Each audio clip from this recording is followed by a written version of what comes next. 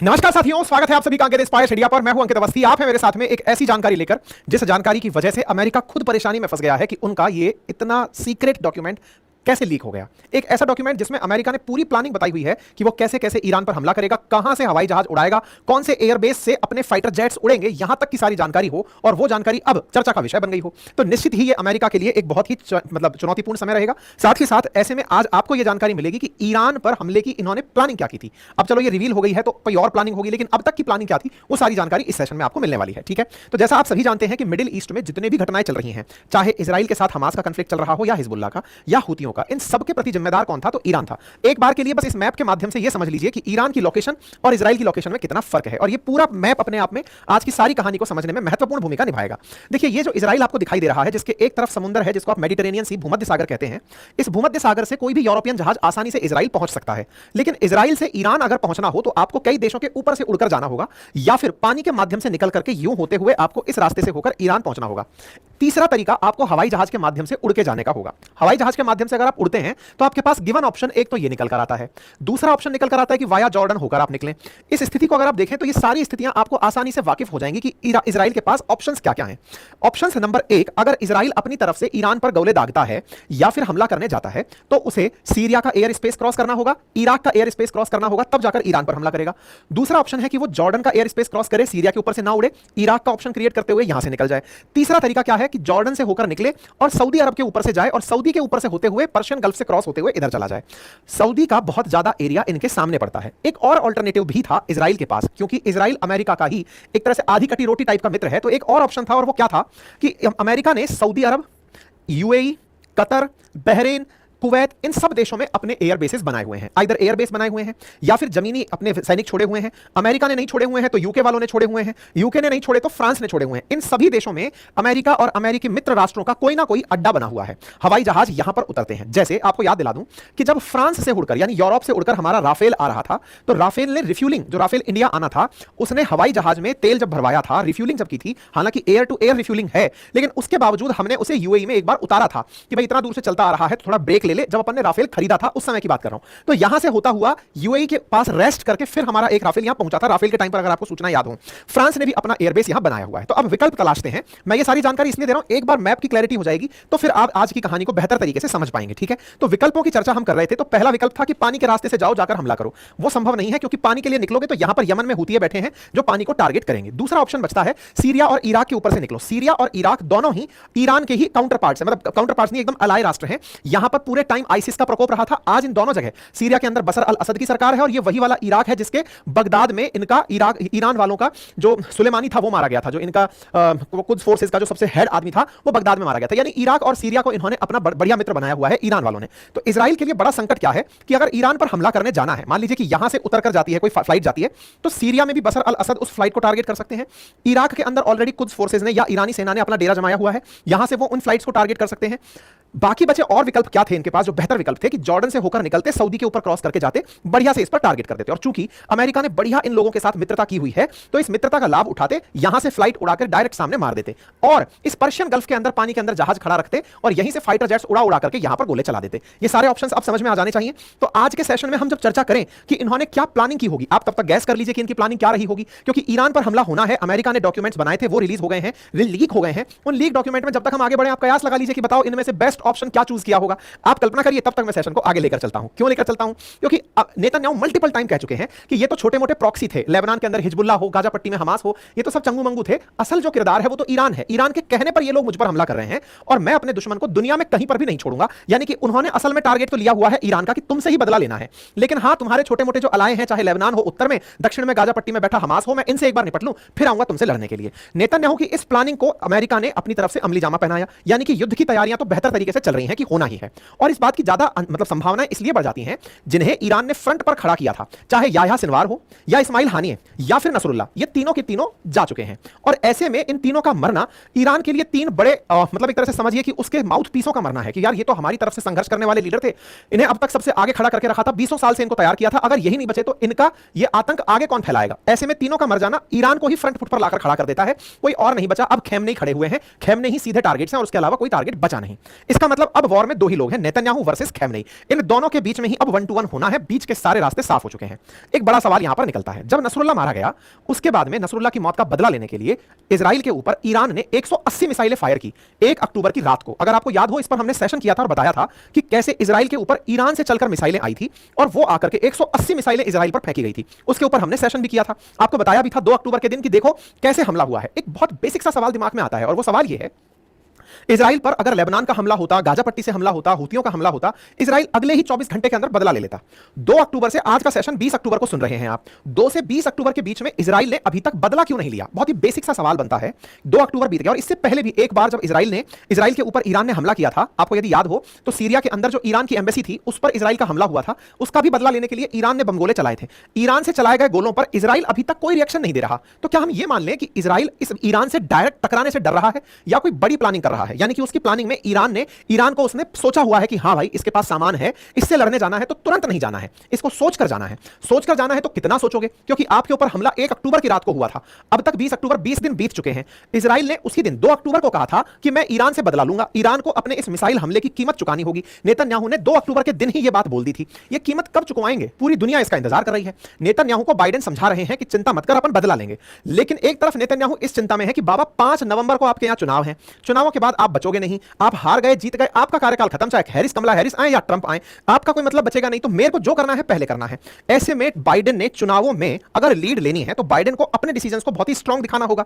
पूरी दुनिया में ये कयास लगाए जाने शुरू हो गए थे कि नवंबर में जब फर्स्ट वीक में अमेरिकी राष्ट्रपति के चुनाव होंगे, कमला हैरिस के लिए बाइडेन युद्ध शुरू कर देंगे। इसलिए कर देंगे ताकि बाइडेन को एक मजबूत राष्ट्रपति दिखाया जा सके कि देखो ईरान के साथ लड़ने की अमेरिका ने जो हिम्मत दिखाई, क्योंकि इन्हें यानी कि इनके जो पूर्वज थे, पूर्वज से मतलब इनकी पार्टी के जो पूर्व लीडर थे, इनके पूर्वज पर्सनली नहीं, इनकी पार्टी के जो सीनियर्स थे जिनमें ओबामा शामिल थे, ओबामा ने ईरान के प्रति थोड़ा सा सॉफ्ट कॉर्नर दिखाया था। उसी सॉफ्ट कॉर्नर के चलते ईरान और अमेरिका के बीच में एक समझौता हुआ था जिसे JCPOA कहते हैं। 5+1 कंट्रीज ने मिलकर ईरान से कहा था कि तुम अगर IAEA को अपने न्यूक्लियर वेपन दिखने दो या न्यूक्लियर रिएक्टर्स देखने की इजाजत दो तो हम तुम्हारे साथ आगे की कार्रवाइयां आसान कर देंगे।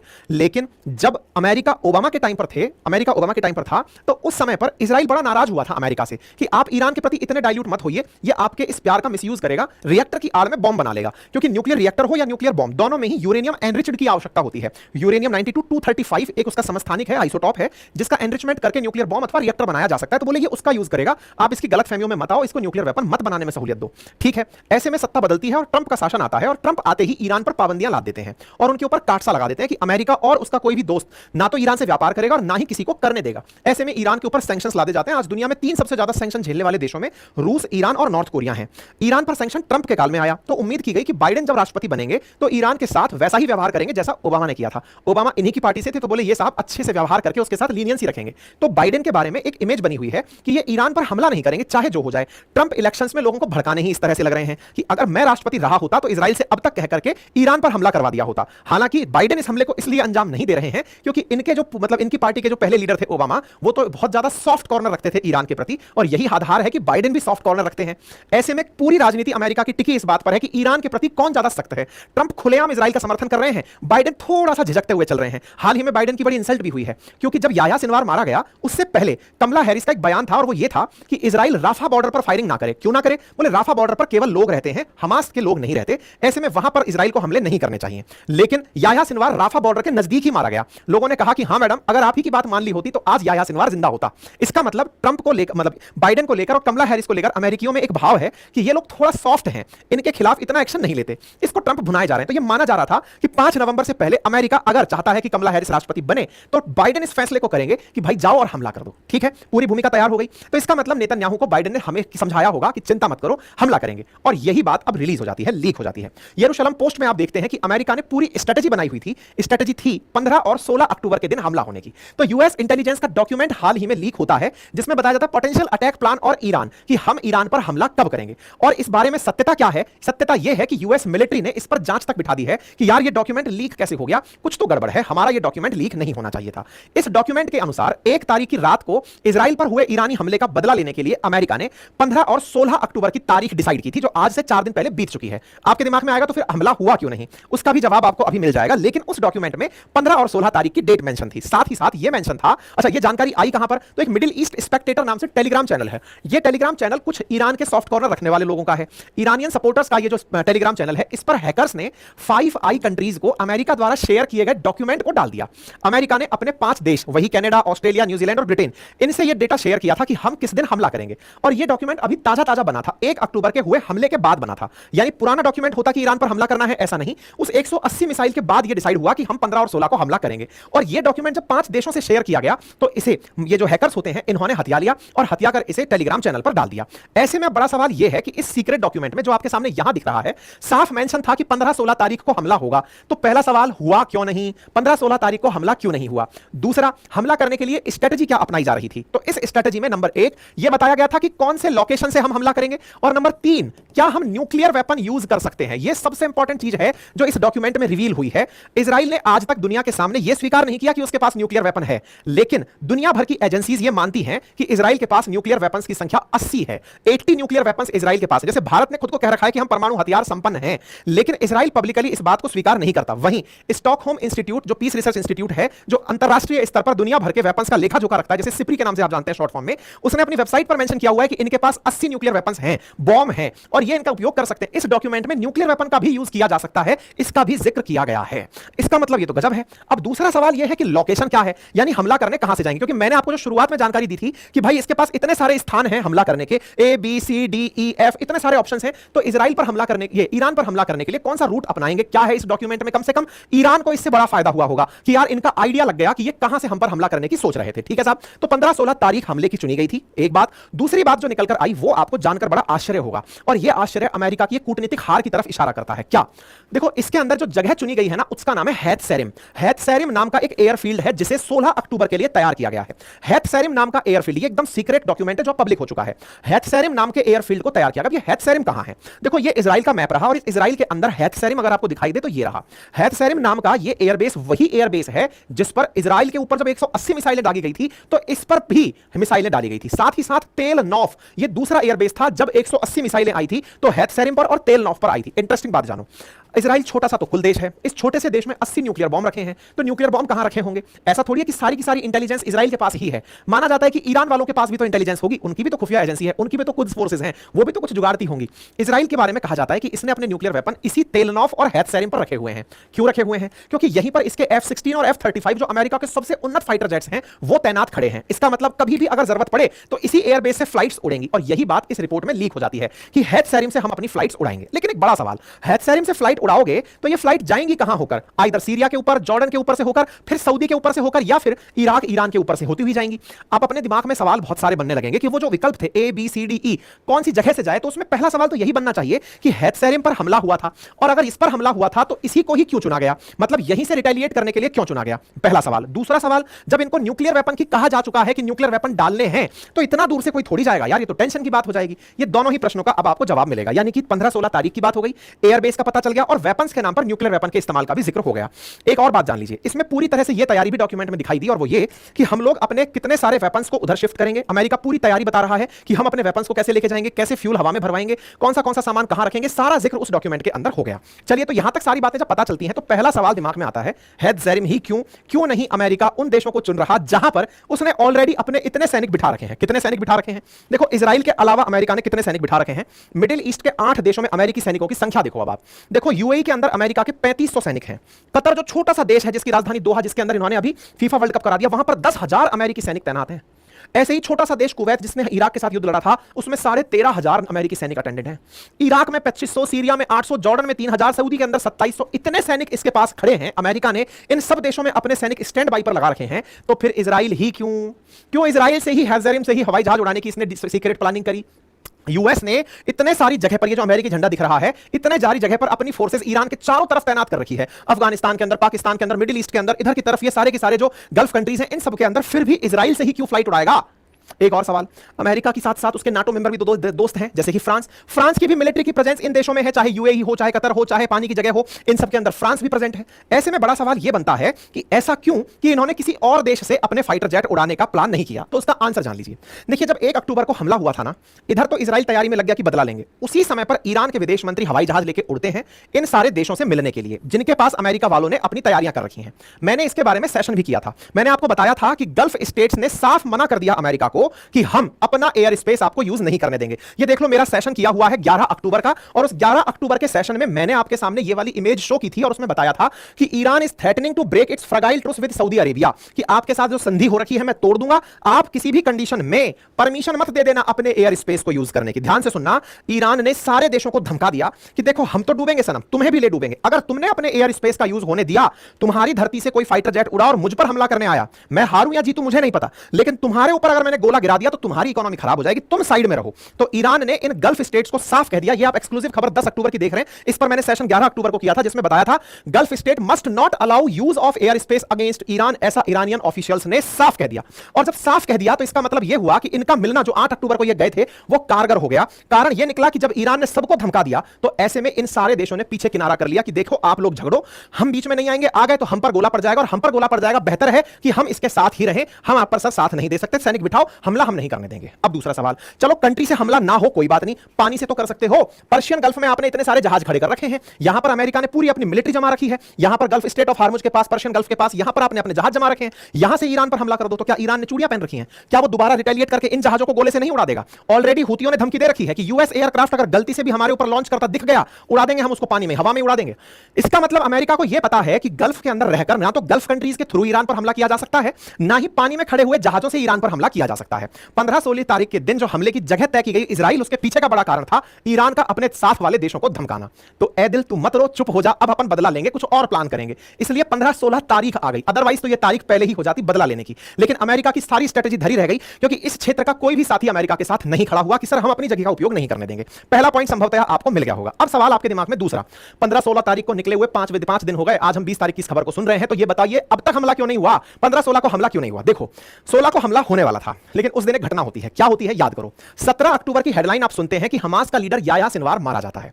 याह्या सिनवार का मारा जाना अमेरिका को एक दिन पहले से पता होता है। देखो ये चीज जान के चलो, इजराइल जो भी काम करता है, चाहे नसरुल्लाह को मारना हो, चाहे इस्माइल हानिये को मारना हो, चाहे याह्या सिनवार, इनकी सारी इंटेलिजेंस अमेरिका को बिल्कुल हॉटलाइन पे दी जाती है कि सर ये पता चल गया ये फलानी जगह खड़ा है, मारना है इसको। और रिलीज दूसरे दिन किया जाता है, पहले ही मार दिया जाता है। मतलब ये उस दिन नहीं बताते जिस दिन मारा गया होता है। धीरे धीरे चीजें घटनाक्रम रिलीज होती है। जैसे 17 को अपने पास सूचना आई तो इसका मतलब नहीं छनते ही न्यूज चली आई, मीडिया वाले साथ घूम रहे नहीं, पहले ये सारी चीजें क्रॉस चेक करते हैं, तब जाके सिस्टमैटिक तरीके से रिलीज करते हैं। कोई पत्रकार ऐसा नहीं है कि ड्रोन की फुटेज भी पत्रकार ही देख रहा हूं, हाँ बताओ भाई फाड़ो, ऐसा नहीं होता। ठीक है, 15-16 तारीख के दिन जब प्लान कर रहे थे उस समय इन्हें एक बड़ी लीड हाथ लगी कि हमको याह्या सिनवार का पता चल गया, वो इस एरिया में देखा गया है। याह्या सिनवार अपने आप को बड़ा हेरोइक अंदाज में लिए घूम रहा था। वो ये कह रहा था कि मैं इस्माइल हानिये की तरह ईरान में नहीं मरूंगा, मरूंगा तो मैं गाजा पट्टी में ही, ताकि औरों को मोटिवेट कर सकूं। ऐसे में उसका मारा जाना इजराइल की एक बड़ी उपलब्धि तो था। इजराइल ने सोचा कि इससे लोगों का कॉन्फिडेंस खत्म हो जाएगा। अब यही 16 तारीख की घटना जब 17 को पब्लिक हुई, हिसाब बराबर नेतन्याहू ने कहा, लोग इस घटना से मोटिवेट हो गए। कौन मोटिवेट हो गए? अब घटना सुनो। देखो नसरुल्लाह जो था ना वो शिया मुसलमान था, और ये जो याह्या सिनवार था ये सुन्नी मुसलमान था। ईरान बार बार सबको ये समझाने लग रहा है कि देखो ये शिया सुन्नी लड़ाने का काम अमेरिका वाले करते हैं, हमें आपस में नहीं लड़ना चाहिए, मुसलमानों सब एक हो जाओ। इजराइल इसमें कोई अंतर नहीं करता कि कौन शिया है कौन सुन्नी है, सब मुसलमान एक हैं, वो सबको मारता है। चाहे नसरुल्लाह शिया हो, चाहे इस्माइल हानिये सुन्नी हो, या फिर याह्या सिनवार सुन्नी हो, ये सबको मारता है। ऐसे में इजराइल की तरफ से, ईरान की तरफ से खैमनेई ने सारे मुसलमानों को आह्वान दे दिया। मुसलमानों में एकदम पूरी एकता आ गई कि हम इसका बदला लेंगे। बदला लेंगे से क्या मतलब है वो सुनो। इन सब ने याह्या सिनवार की मौत पर एक पॉजिटिव एटीट्यूड ले लिया कि देखो वो मरते मरते भी ड्रोन पर छड़ी फेंक रहा था, यानी उसने सरेंडर नहीं किया, आखिर तक भी वो युद्ध लड़ रहा था। एक हेरोइक इमेज उसके अंदर आ गई। इस हेरोइक इमेज का नतीजा क्या निकला? यमन के अंदर, ईरान के अंदर, लेबनान के अंदर सब जगह याह्या सिनवार के झंडे टक गए कि देखो हीरो की मौत ऐसी होती है। और इस मौत ने असल में शिया सुन्नियों को एक कर दिया। मुसीबत क्या हुई? इस घटना के रिटेलिएशन में अगर सारे मुसलमान एक हो जाएं तो ऐसे में सिविल वॉर की स्थिति वर्ल्ड में पैदा हो सकती है। अमेरिकी ठिकानों को और अमेरिकी संस्थानों को नुकसान पहुंचाया जा सकता है। इस नुकसान को अमेरिका भाप गया कि याह्या सिनवार के मरते ही अगर ईरान पर हमला कर दिया तो हम लोग अभी सेना सेना की लड़ाई लड़ रहे हैं, जनता अगर अमेरिकी ठिकानों पर हमला कर दे तो फिर सारा की सारा खेला खत्म हो जाएगा, क्योंकि ये लोग संख्या में तो कम ही है ना। ऐसे में अगर जनता भड़क गई, क्योंकि सेना की लड़ाई है तब तक तो सब चल रहा है, जनता भड़क गई तो दिक्कत हो जाएगी, ये बैकफुट पर चले गए। ये खबर बनती है कि this is how a hero die. ऐसा गाजा के लोगों ने हमास लीडर के मारे जाने के बारे में सोचा। अब क्या होगा? क्या इजराइल अपनी घटनाओं में अब ईरान से बदला लेने में पीछे रह जाएगा? देखो सीधी सी बात यह है कि खुद अमेरिका के पूर्व रक्षा मंत्री ने कहा कि इस तरह की चीजों का लीक हो जाना अपने आप में बड़ा चिंता का विषय है, चीजें लीक नहीं होनी चाहिए। यूएस मिलिट्री ऑलरेडी इस वजह से परेशानी में है कि यह जानकारी लीक हो गई तो अब नया प्लान बनाना पड़ेगा, क्योंकि इजराइल भी अब अगर अपने इस एयरबेस से हमला करने वाला था, ईरान को यह सीक्रेट जानकारी पब्लिकली पता चली तो ईरान भी हमले के दौरान इसी को टारगेट करेगा। उसकी सारी की सारी तैयारियां इस जगह के लिए हो गई, तो आपका प्लान लीक हो गया। यह लीक होना चिंताजनक है और इसकी जांच इन्होंने बिठा दी है। अमेरिका ज्यादा ही डेमोक्रेटिक है। पिछले साल भी इनके यहां पर ऐसे ही एक डॉक्यूमेंट लीक हो गया था और ऐसे में 21 लोगों को इन्होंने गिरफ्तार किया था। यूएस एयर नेशनल था एक आदमी जो 21 साल का ही था, उसको भी इन्होंने गिरफ्तार कर लिया था, क्योंकि ऐसे ही लास्ट टाइम भी एक डॉक्यूमेंट इनका लीक हो गया था। इनके यहां लीक होना कोई बड़ी बात नहीं है, लीक हो जाते हैं दस्तावेज जो सही होते हैं। ये दस्तावेज भी सही है। संभवतया आपको वो सारे कारण पता चल गए हो कि अमेरिका की प्लानिंग क्या है और किस तरह से इस प्लानिंग को यह अंजाम देने वाला था। ईरान ने इस बात पर साफ कहते हुए कहा है कि अगर आप में से किसी ने भी हमारे न्यूक्लियर स्टेट को टारगेट करने का, कि रिएक्टर पर गोला डाल देंगे ईरान खुद खत्म हो जाएगा, ईरान ने कहा देखो यह आपकी गलतफहमी हो सकती है कि आप हमारे न्यूक्लियर रिएक्टर्स को टारगेट कर लोगे, हम भी आपके न्यूक्लियर बॉम्ब जहां रखे हैं उन्हें टारगेट कर देंगे, हम तो मरेंगे तुम्हें भी ले मरेंगे, हमें भी पता है कि तुम्हारे न्यूक्लियर वेपन कहां रखे हैं। यही कारण है कि दोनों न्यूक्लियर स्टेट होने का दावा करते हुए अपने ऊपर हथियार से हमला नहीं कर रहे। संभवतः आप सभी साथियों को यह जानकारी बेहतर तरीके से समझ में आ गई हो। जानकारी समझ आ गई हो तो साथियों को साझा कर दीजिएगा। फिलहाल 54,000 लोग मुझे लाइव सुन रहे हैं। मात्र 30 मिनट के सेशन में इतने सारे लोगों का एक साथ प्यार मिलना, लेकिन लाइक में कंजूसी होना। मात्र 877 लाइक किए हैं। कृपया करके थम्स अप दबाना होता है वीडियो के नीचे, उसे कर दें। चैनल पर आप उपस्थित हुए